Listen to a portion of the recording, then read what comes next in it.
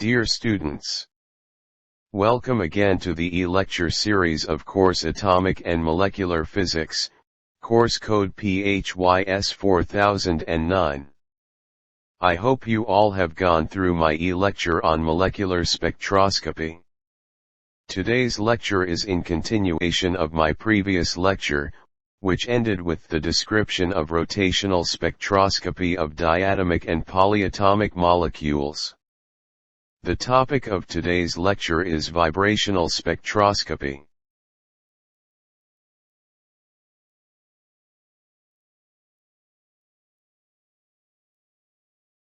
Let's start with small introduction of the topic.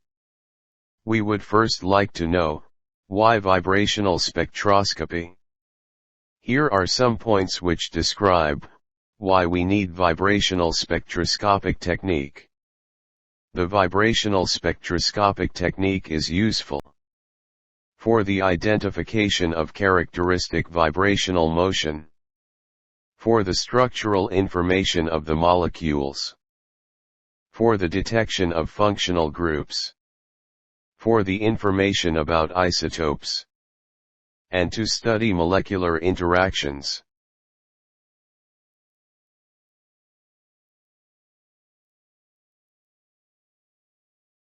Vibrational spectroscopy is a method of characterizing and identifying compounds, that works by measuring the vibrational spectra of the compounds. Each compound has a unique fingerprint or measurement of the vibrations, allowing compounds to be identified. The vibrational spectra give information about the composition, type of bonding, bond strength, isotopic substitution, information about functional group, complex species, etc.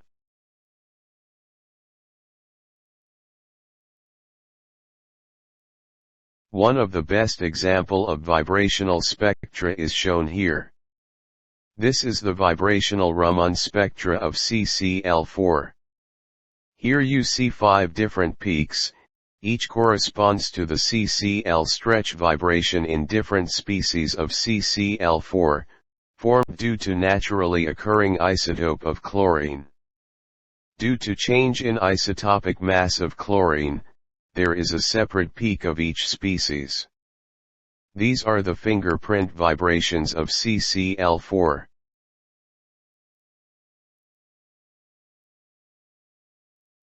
Let's start with the detailed understanding of vibrational spectra.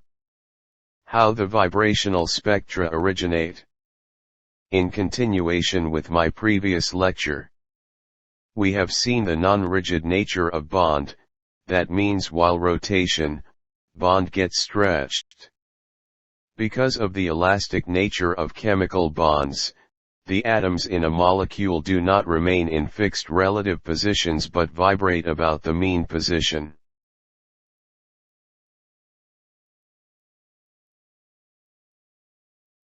Here you see that the atoms are vibrating around the mean position. There is change in equilibrium bond length, Re, and molecule is vibrating like a harmonic oscillator having some frequency.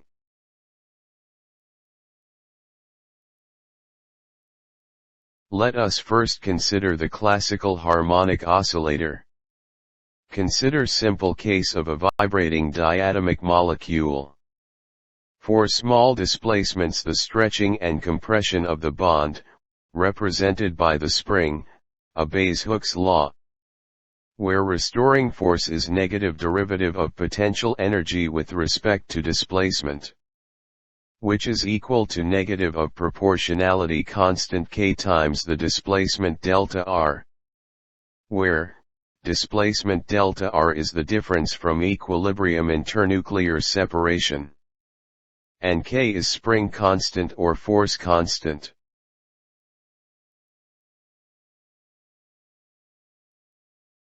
The potential energy curve of the harmonic oscillator can be written as the potential energy as a function of r can be calculated by integrating the force as function of displacement.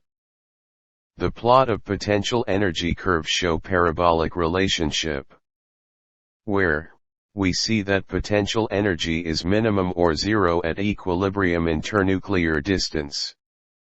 The potential energy increases quadratically on stretching and on compression. If we consider a diatomic molecule having mass m1 and m2, the reduced mass of the system is given as the angular frequency omega can be written as 2 pi times nu, which is equal to under root k by mu.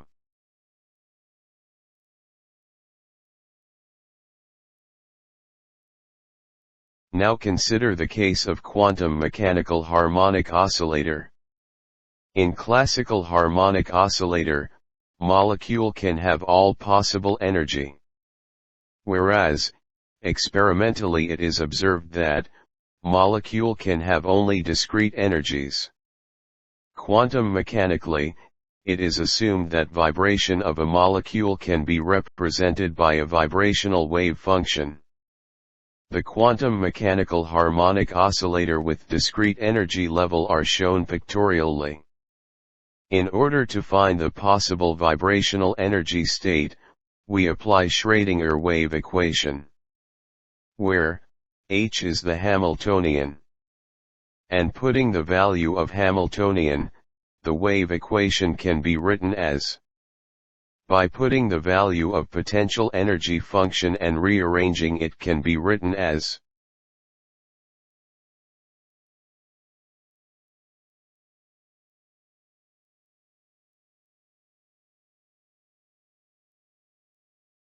the general solution of the Schrödinger equation is given by normalized wave function in terms of Hermite polynomial. The Hermite polynomial for different values of n is written as, where n is different vibrational quantum states. By putting the value of n from 0 to 5, the value of Hermite polynomial for quantum state 0 to quantum state 5 can be calculated. Where n equals to 0, 1, 2, and so on, corresponds to ground state, first excited state, second excited state, and so on, respectively.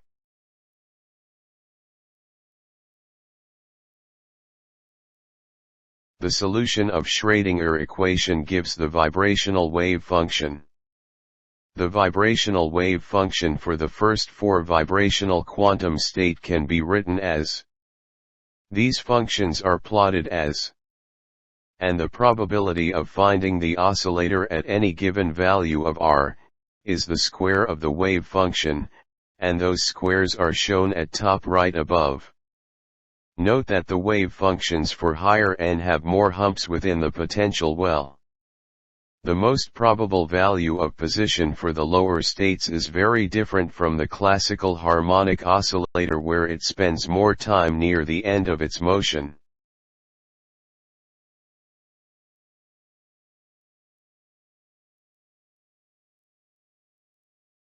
The solution of Schrödinger wave equation gives energy eigenvalues for different vibrational quantum states as, the energy separation between each state is h cut omega. The vibrational quantum state of the molecule changes only, when the energy of incident radiation matches with the energy difference between the quantum state. The selection rule for the transition in harmonic oscillator is delta n equals plus minus 1.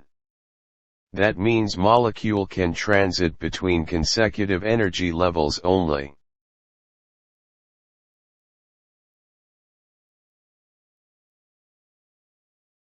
So far, we have discussed the diatomic molecule as simple harmonic oscillator. However, there are certain limitations of molecular vibration treating as simple harmonic oscillator. Simple harmonic oscillator does not predict bond dissociation. Simple harmonic oscillator fits well at low excitation but fits poorly at high excitation. Simple harmonic oscillator explains only fundamental vibrations but not the overtones. Here you see the actual potential energy curve observed experimentally. It deviates from harmonic nature of potential energy curve at large vibrations and show the anharmonic variation of potential energy. In order to get the exact or more realistic situation of molecular vibration, we need a potential function that may corresponds to experimentally observed potential function.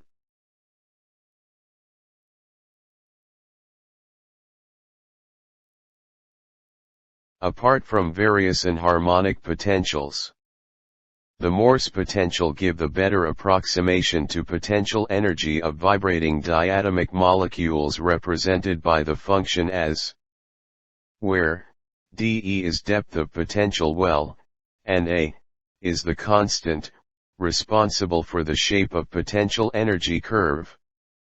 Here also you see that, at R equals to RE, the potential energy is minimum and increases while stretching and compression. As R tends to infinitive, the potential energy tends to zero and molecule dissociates.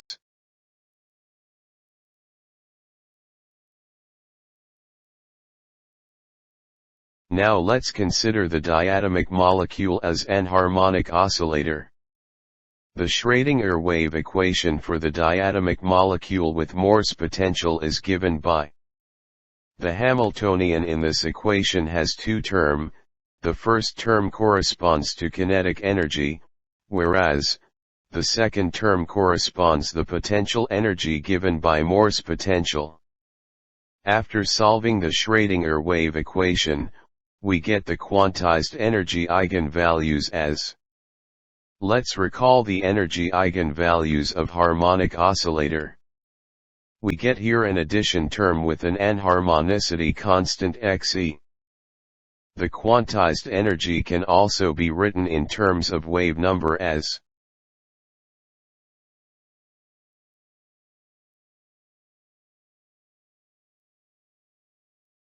the vibrational energy states of anharmonic oscillator derived from Schrödinger wave equation are plotted here.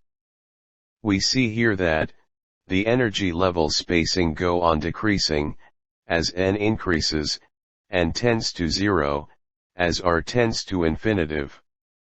There are finite number of bound discrete energy states. At higher energies, as the energy level approach closer to each other, it becomes continuous. The selection rule for the transition in anharmonic oscillator is delta n equals to plus minus 1, plus minus 2, plus minus 3 and so on, so we get transition to any of the possible vibrational states. The transition corresponding to delta n equals to plus minus 1 corresponds to fundamental transition, whereas the transitions corresponding to delta n equals plus minus 2, plus minus 3 and so on are called overtones.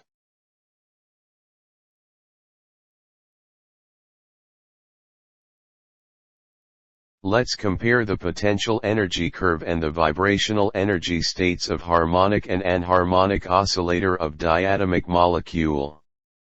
The energy levels in harmonic oscillator are equispaced, whereas, in anharmonic oscillator the energy level comes nearer to each other for higher quantum states.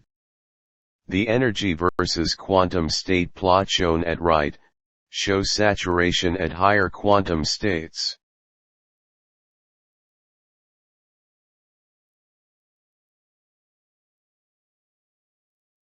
We can also calculate the difference in energy in wave number.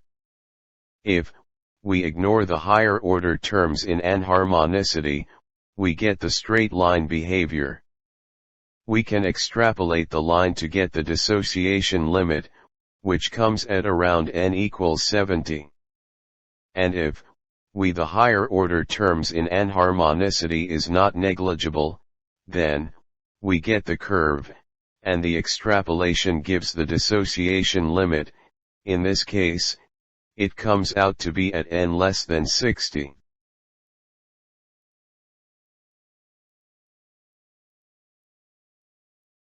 Let's summarize our discussion for the vibration in diatomic molecule. The vibration in diatomic molecule can be well described by an harmonic oscillator. The vibrational frequency of the diatomic molecule is inversely proportional to the reduced mass and directly proportional to the force constant. Larger the reduced mass, smaller is the frequency, larger the force constant, larger is the frequency. After discussing the vibration in diatomic molecule, let's see how vibration can be defined in polyatomic molecules. In order to understand the vibration in polyatomic systems, we must know about the degree of freedom of the system. The position of the atom in a molecule is described by Cartesian coordinates. For molecule have n atom requires 3 n Cartesian coordinates to describe the structure of the molecule. Similarly, each atom of the molecule has 3 degree of freedom. If molecule has n atom, the molecule has 3 n total degree of freedom.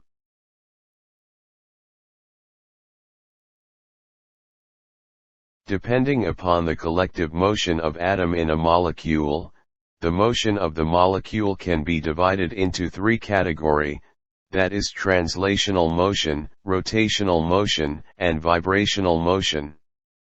For example, water molecule has 3 atoms, that means water has total 9 degree of freedom. Here the motion of the atom is shown by arrow. The first 3 case the displacement of the atom is such that, the molecule move along of the direction x or y or z. And that type of motion is characterized as translational motion. In the next 3 case, the displacement of the atom is such that, the molecule rotates around either x-axis or y-axis or z-axis. And that type of motion is characterized as rotational motion. The remaining 3 are such that they neither translate nor rotate but vibrate about mean position called vibrational motion. Therefore, the nonlinear molecule having n atom have 3n-6 vibrational degree of freedom. Whereas, the linear molecule have 3n-5 vibrational degree of freedom.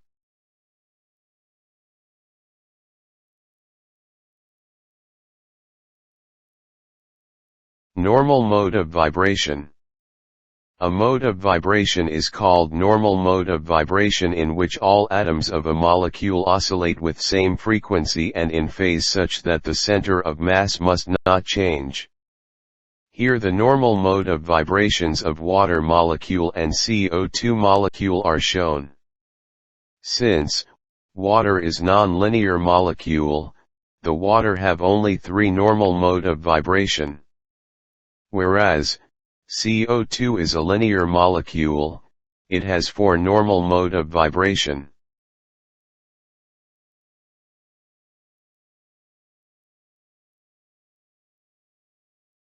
Here are some books for further reading the topic in detail.